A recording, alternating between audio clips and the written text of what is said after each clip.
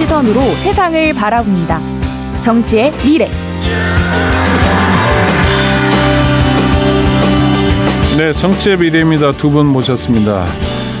두 분 다 변호사시네요. 네, 장윤미 변호사, 천하람 변호사. 어서 오십시오. 네, 안녕하세요. 네, 안녕하십니까. 가나다 순으로 소개해드렸는데 네. 장윤미 변호사는 더불어민주당에서 활동하고 계시고요. 그렇습니다. 천하람 변호사는 국민의힘에서 활동하고 네. 계시고 지역구가 순천입니다. 네, 전남 순천이고 장윤미 변호사는 당협위원장을 하고 계신가요? 그건 아니고요. 저는 법률위에서 부위원장 맡고 있고 제가 따로 당협위원장 이런 직책은 없습니다. 네, 법률위원회에서 네. 활동하고 계시고 일단 두 분하고 대화 나누기 전에요. 저희가 준비한 음성부터 듣고 가고 싶은데요.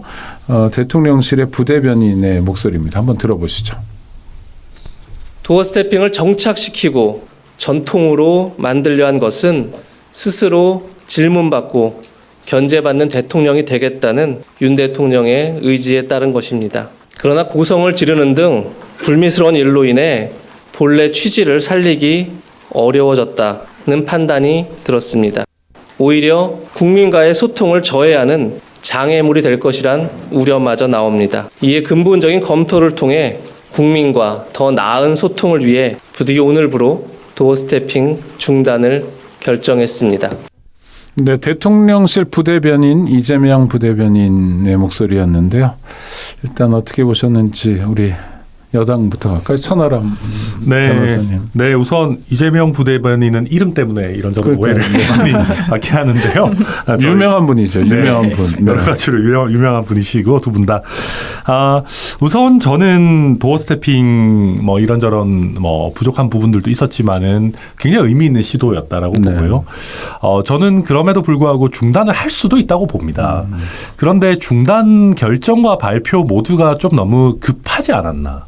예컨대 이런 부분에 대해서 좀 검토를 거치겠다라고 하고 주 1회 기자회견이 됐건 아니면 월 2회 기자회견이 됐건 조금 더 정돈된 형태의 우리가 소통의 장을 열겠다라는 것과 함께 발표를 한다거나 아니면 우리가 도어 스태핑의 형식에 대해서 조금 더 우리가 검토를 해보겠다라고 하는 요새 월드컵 시즌이기도 합니다만은 좀 뭔가 드리블을 해서 빌드업을 해가는 과정이 있고 발표를 했다면은 좀 더 좋았을 텐데 이게 갑작스럽게 지금부터 이제 중단합니다. 불미스러운 일 때문입니다라고 하니까 마치 그냥 MBC 기자와의 이 설전 내지는 어떤 해프닝 이것 때문에 우리가 도어 스태핑을 전면적으로 중단하는 것 같은 인상을 강하게 드린단 말입니다. 부대변인은 그렇게 얘기했어요. 고성을 지르는 등 불미스러운 일 때문에 중단한다고. 그러니까 설령 그렇다고 하더라도 도어 스태핑이라는 게 어찌 보면 대통령이 국민과 소통하는 중요한 장이지 않습니까? 그렇다면 이런 불미스러운 일이 있다고 하더라도 이걸 그냥 갑자기 없애버리겠습니다라고 할 게 아니라 그럼 이거 저희가 어떻게 다듬으면 좋을지 아니면 도어 스태핑을 다른 정식의 기자회견으로 발전시키면 좋을지 이런 얘기들이 좀 같이 나왔어야 되는데 또는 이런 것도 좋은 방법 아닐까요? 천 변호사님이 대통령이 되시면 이런 식이면 우리가 약식회견 계속 못합니다. 하고 밑자락을 좀 깐다든지 조금 더 우리가 고뇌 숙고한다든지 또는 방법을 찾아 나간다든지 그런 말씀을 그래서 예를 들면 이제 대통령실 기자단이랑 이런저런 협의 과정을 좀 더 거친다든지 이런 부분들이 있어야 되는데 너무 급작스럽게 나오니까 되게 감정적으로 보인다는 거죠. 그러니까 그런 부분은 저는 대통령실에서 좀 조심해야 되는 부분 아닌가 생각됩니다. 저는 장 변호사님. 윤석열 대통령이 100일 기자회견 때 이런 이야기를 했습니다. 도어 스태핑 중단하라고 하는 사람들 상당히 많은데 내가 용산으로 옮긴 가장 중요한 이유가 바로 도어 스태핑이다. 이런 취지로 이야기를 했어요. 가장 중요하다라고까지 본인이 언급을 했는데 그것을 철회한다는 거 잠정 중단이라고 얘기하지만 사실상 철회라는 게 맞지 않겠습니까? 그렇다면 이건 자기 정체성의 부정이고요. 그렇다면 윤석열 대통령이 정말 본인의 정치적인 신념으로 내세웠던 헌법 가치, 자유, 민주주의 그 가치를 저는 스스로 허물고 있다는 게 정말 안타깝습니다. 이 민주주의를 뒷받침하는데 가장 중요한 역할을 하는 것 중에 하나가 언론이에요. 언론은 기본적으로 기자라고 했을 때 쓰는 사람 아니겠습니까? 역사를 기록하고 권력자들에게 질문을 던지는 사람입니다. 대통령은 아마 본인의 머리 뒤에다 대고 고성이라고 표현을 했지만 기자는 사라지는 대통령 뒤에 그런 질문을 던질 수 있는 사람이 바로 기자라는 칭호가 맞는 겁니다. 그런데 그것을 난동이다. 불미스러운 일이다라고 칭하면서 본인 스스로 가장 큰 치적으로 내세웠던 것을 스스로 철회하고 허물어버린다? 이걸 국민들이 뭐라고 평가를 하실까요? 굉장히 잘했다고 보실까요? 장윤미 변호사 말씀은 네. 그 다음에 비서관하고 언쟁 벌이는 게 중요한 게 아니라 대통령에게 뭐 이랬던 그렇습니다. 고성이 문제였다. 네. 천 변호사도 그렇게 보시나요? 네, 일단 그게 대통령실의 인식은 그렇게 보는 것 같습니다. 네. 제가 이해하기에도. 근데 저는 이게 뭐랄까요. 저희 여당도 그렇고요. 대통령실도 그렇고 우리가 너무 막 예의 없다. 뭐 대통령한테 이래도 되냐. 이런 얘기는 좀 안 했으면 좋겠습니다. 그러니까 무슨 말이냐면 국민들께서 스스로 판단하실 수 있거든요. 그 기자분의 행동이 필요하다. MBC에 대해서 뭐 이런 식으로까지 들어오는데 추가 팔로우업을 해야 되는 거 아니냐 보시는 분도 있고 아무리 그래도 대통령인데 이렇게 너무 좀 과한 거 아니냐 평가하시는 분도 있을 겁니다. 근데 제가 국민이라면요. 여당의 비대위원이 나와가지고 뭐 예의 범절이 없다느니 대통령실에서도 막 이게 뭐 잘못됐다느니 무슨 이런 얘기 하면은요. 저는 더 싫을 것 같아요. 사실 권력을 가진 사람들은 그게 아무리 못마땅해도 하다못해 국민들 앞에서는 뭐 그래도 그 기자분이 물을 수 있는 권리가 있는 것 아니겠습니까? 그것도 기자분의 자유 아니겠습니까? 이렇게 해야 되는 거거든요. 그렇게 하고 오히려 국민들이 그래서 기자가 좀 과했네. 이런 식의 상호작용이 있어줘야 되는데 권력을 갖고 있는 쪽에서 저쪽 예의 범절 없어. 이래버리면 오히려 국민들 입장에서는 우리가 저 기자의 행동을 지켜줘야겠다라는 쪽으로 이게 인식이 가게 돼요. 그래서 저는 요새 자꾸 저희 당에서 막 너무 올드하게 그리고 대통령이 말씀하시는 자유랑 배치되게 무슨 슬리퍼를 신었다느니 뭐 슬리퍼 좀 신으면 어떻습니까? 뭐 대통령 왕도 아니고 우리가 대통령을 왕처럼 보는 청와대를 탈피하기 위해 가지고 용산으로 가자고 그랬는데 다른 사람들도 슬리퍼 많이 신었더라고요 보니까. 그래서 이런 부분들에 있어서 저희가 되게 뭔가 올드하게 보이는 길로 스스로 가고 있다. 좀 왜 그런 것 같아요? 이를테면 조바심, 이를테면 대통령을 위해서 내가 뭔가 하고 있다는 걸 보여주기 위해서 뭐죠? 뭐 그런 것도 있고 실제 본인 생각이실 수도 있겠죠. 네. 진짜 올드해서. 아니면 실제로 보면 그러니까 저희가 과거에 각 잡고 대통령 기자회견 하거나 이럴 때는 뭐 정말 잘 차려입고 가가지고 정제되게 질문하고 그러기도 했죠. 그리고 미국 같은 데서도 아직까지도 그 프레스룸에 그렇죠. 의상에 대해서 약간 코드 같은 게 있죠. 그렇죠. 어느 때 어떤 걸 입는 게 있어요. 그렇죠. 대통령실에 대통령이 이렇게 대변인이 할 때 막 서로 질문하고 이러다가도 대통령이 들어오면 약간 정제되는 어디나 전국 뭐 전 세계 어디나 있기는 있습니다. 근데 그렇다고 하더라도 그걸 여당에서 먼저 뭐 예의 범절이 없네 이런 얘기를 할 거는 전 아니라고 생각합니다. 네. 저는 이 슬리퍼 그리고 뭐 팔짱을 꼈다라고 공격을 하는 걸 보고 메시지에 자신이 없으니까 메신저를 공격을 하는구나 이런 느낌을 받았어요. 이거는 저도 기자가 그래도 대통령한테 질문할 때 좀 더 격식을 차리고 입었으면 좋았을 것 같아요. 그런데 그건 본질은 아닙니다. 그 질문을 던질 때 당연히 그 소속사에 대해서 그렇게 얘기했어요. 왜 전용기에 태우지 않았냐고 했더니 헌법을 지키기 위해서였다는 취지로 이야기를 했어요. 그럼 그 말을 들은 그 소속 해당 언론사의 기자는 뭐라고 답을 해야 됩니까? 당연히 물을 수밖에 없는 거예요. 어떤 점이 악의적이었는지를. 그런데 거기에 대해서는 회피하면서 그 이후에 그렇다면 대통령실의 입장은 태도가 그게 뭐냐. 난동을 부렸다. 슬리퍼를 신었다. 대통령한테 묻는데 팔짱을 꼈다. 이건 정말 비본질 중에 비본질이고요. 그런 식으로 똑같은 잣대로라면 대통령 이 뒷머리가 떠서 한번 문제까지는 아니지만 화제를 모은 적이 있었어요. 그래도 그거 인간적이라고 평가하는 분들도 많습니다. 왜 이런 태도의 문제로 이런 이슈를 환원시키려고 하는지 그거는 기본적으로는 이 국면에서 이 갈등의 이 상황에서 자신감이 없기 때문입니다. 대통령실이 기본적으로. 자신감이 없는 까닭은 뭐예요? 지지율이 낮아서예요? 아니면 뭐 다른 콘텐츠가 없어서? 이 이슈의 정당성이 없기 때문이라고 생각합니다. 일단 촉발이 된 전용기부터. 예, 그렇습니다. 본인들은 이 헌법에 반하는 행동을 한 게 언론사라고 하지만요. MBC 측에서 헌법 소원을 냈죠. 저는 개인적으로 인용될 거라고 봅니다. 이런 식으로 언론을 배척하는 방식으로 이게 전용기가 대통령 개인 게 아니잖아요. 사비로 운영되는 게 아닙니다. 국민의 세금으로 운영되는데 내 입맛에 맞지 않는 기사를 쓴다라고 해서 의혹 제기를 한다라고 해서 아예 취재를 못하게 만든다. 이런 전례는 과거에 어떤 정권에서도 보기 어려웠다라고 저는 생각합니다. 그러니까 이제 분리해서 상황이 아니기 때문에 싸움 자체의 구도가 잘못돼서 엉거주춤하다 보니까 뭐 예인이 슬리퍼에 나온다 이렇게 진단한다면 여당 입장에서는 지금이라도 MBC와 무의미한 또 소모적인 싸움을 멈추면 되잖아요. 그러니까 저는 이게 모르겠습니다. 이게 지지층 결집에 도움된다고 판단하는 부분들이 있는 것 같습니다. MBC를 때리면 지지층이 결집하나요? 그러니까 뭐 저는 솔직히 그렇게 생각하지 않는데요. 그러니까 그렇게 보시는 분들이 일부 있는 것 같아요. 그러니까 국민의힘 지지층이 봤을 때, 저도 봤을 때도 제가 봐도 MBC 좀 편향된 거 아닌가 느낌 들 때가 있습니다. 그래서 저희 지지층에서는 그렇게 생각하는 분들 되게 많고요.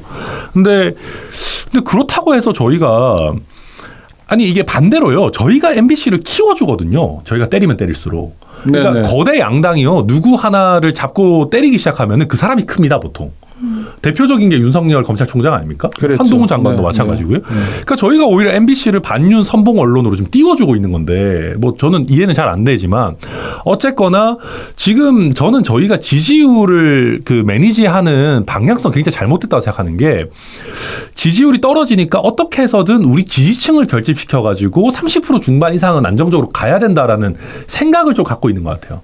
아니 집권한 입장에서 30% 중반이 안정적으로 가는 건 그러니까요. 아니잖아요. 그게 잘못된 거잖아요. 근데 이게 뭐 20% 중반보다는 나으니까 기본적으로.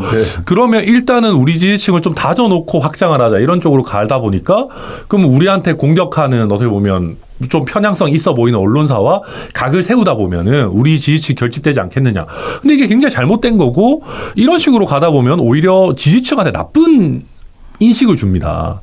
그러니까 실제로도 지금 보면 MBC 기자한테 뭐 일간 베스트, 일베라는 데서 뭐 막 무슨 협박도 하고 사회 협박도 하고 해가지고 경찰 출동하고 막 그러지 않습니까?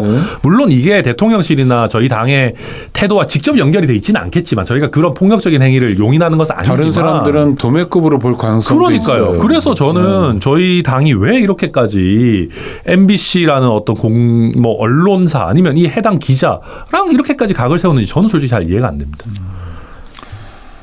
지금이라도 멈춰야죠. 우리가 숙제가 많은데. 그렇죠? 멈춰야죠. 지금 할 일이 태산인데 지금 한 특정 언론사 그리고 특정 기자랑 대통령이 그것도 각을 세운다는 건 말도 되지 않는 것이고요. 지금 민주당이랑 협치를 해도 부족할 판에 뭐 언론, 야당 다 적으로 돌리고 있는 거는 결코 윤석열 대통령 본인에게 도움이 되지 않을 겁니다. 네. 저희가 준비한 녹음 하나만 더 들어보겠습니다. 자, 박홍근 더불어민주당 원내대표의 목소리인데요. 들려주시죠.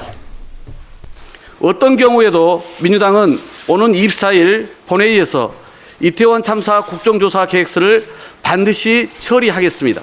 여당 국민의힘이 대통령실 눈치와 당리당략을 지우고 오직 국민의 뜻에만 따른다면 국정조사 추진에 어떤 어려움도 없을 것입니다.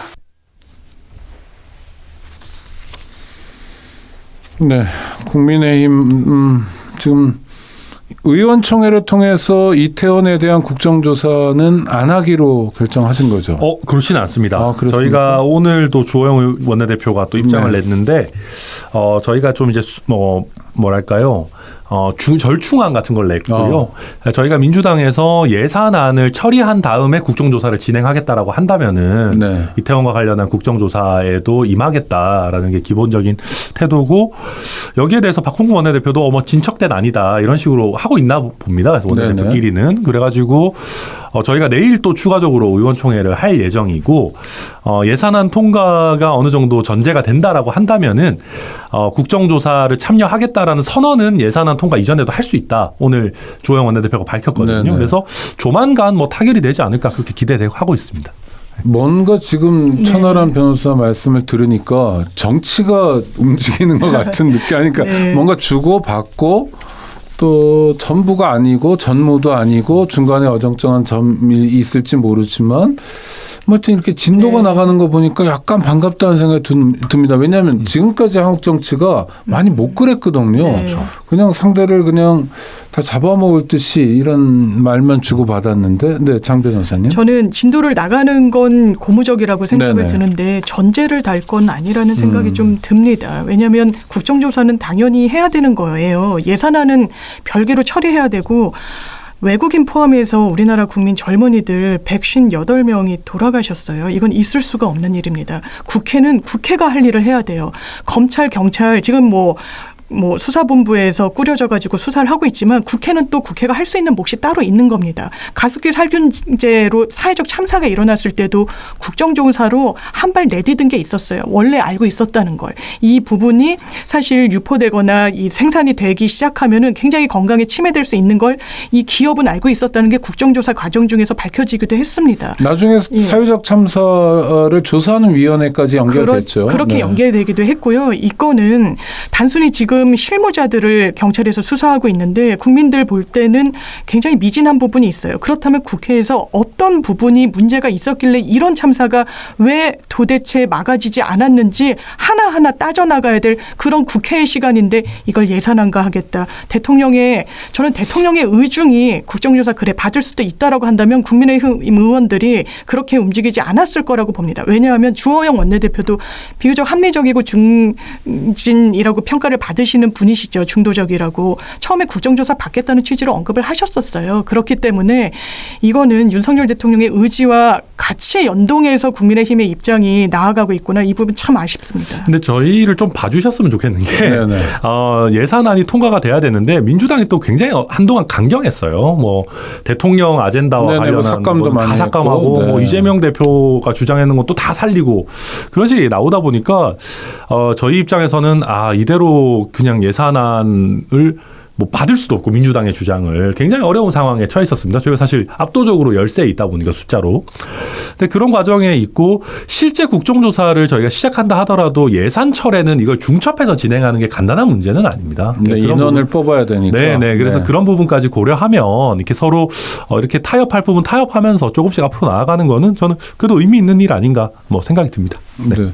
그런데 예산안 처리 시한도 사실 많이 남은 건 아닙니다. 네, 그래서 12월 초니까. 네, 시간이 급하고 또 하나는 국정조사도 사실 그렇죠. 이태원 참사가 일어난 지 조금 있으면 한 달이니까 의회든 정부든 참사 이후에 도대체 뭘 하고 있냐라는 특히 오늘 같은 날은 희생자 가족들의 목소리가 있어서 만만한 얘기는 아닌 것 같은데 또 하나 궁금한 건 두 분 변호사여서 평소 궁금한 거.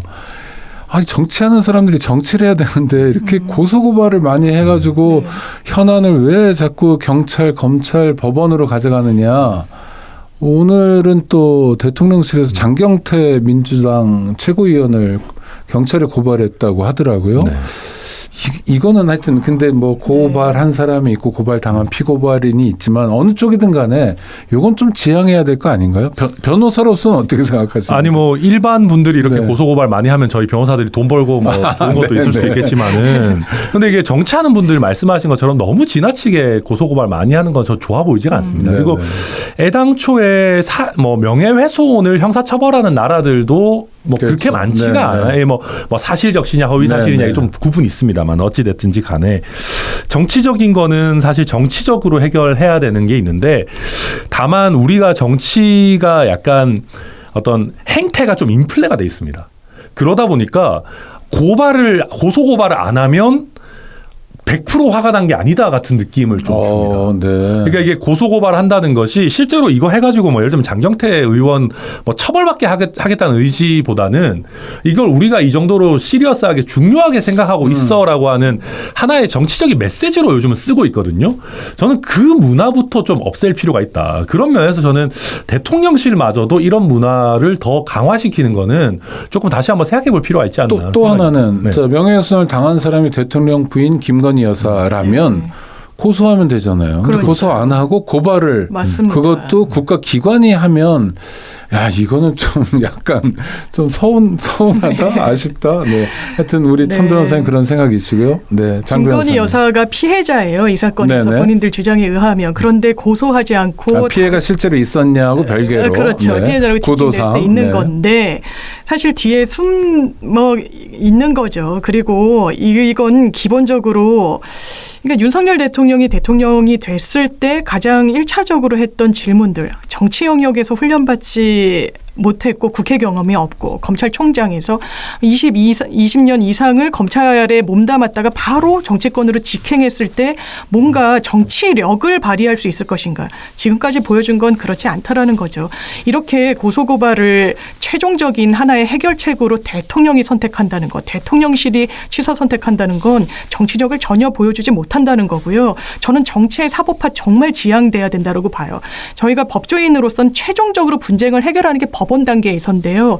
이게 그렇다면 갈등을 겪었던 양 당사자들이 정말 속 시원하다. 정말 갈등이 잘 조정됐구나라고 하는 그런 결론으로 가는 게 아닙니다. 아주 all or nothing으로 누군가는 이기고 누군가는 지는 이거는 최소한 사회적으로 어떤 문제를 해결하는 방책이 될 수는 없어요. 그렇기 때문에 정치 영역이 존재하는 건데 그것도 야당 의원이 본인이 직접적으로 허위사실을 단정적으로 이야기한 게 아니라 외신 등을 인용하겠다고 이야기를 하면서 한 부분과 관련해서 명예훼손으로 고발을 한다. 이건 사실상 야당 의원의 문제 제기에 앞으로도 차단하겠다는 것 이상도 아닙니다. 근데 제가 그래도 대통령실의 입장을 조금 좀 설명을 드리면은 사실 대통령실에서는 장경태 의원에게 좀 사과를 요구한 부분이 있죠. 네. 그리고 또 장경태 의원도 충분한 팩트 체크를 했다고 보기는 쉽진 않고요. 뭐 이 소스라고 드는 게 보니까 무슨 뭐 커뮤니티 사이트 막 이런 것들이더라고요. 네. 그래서 이게 아마 장경태 의원뿐만 아니라 최근에 민주당에서 무분별하게 의혹 제기하는 것들에 대해서 아마 대통령실에서 어느 정도 시그널을 보내야겠다는 생각이 있었을 거고, 그리고 대통령이나 대통령의 배우자 같은 경우는 관례상 본인들이 직접 고소 고발을 잘 안 해왔을 겁니다. 그리고 이것도 대통령 배우자가 어떻게 보면은 공식 순방 일정에서 일어난 일이었기 때문에 또 대통령실이 뭐 어느 정도 나서는 게 아닌가 그렇게 이해되는 측면도 있습니다. 우리 천 변호사님이 대통령실의 입장을 좀 들려주셨고요. 하여튼 두 분은 앞으로 정치 활동하면서 고소 고발에 천병이 되지 않으셨으면 그럼요. 우리 정치에서 때리지 않으면 때리면 해야죠. 때리면 해야죠. 고소 고발을 안 하는 정치가 됐으면 좋겠습니다. 두 분 고생하셨습니다. 감사합니다. 네, 감사합니다. 고맙습니다.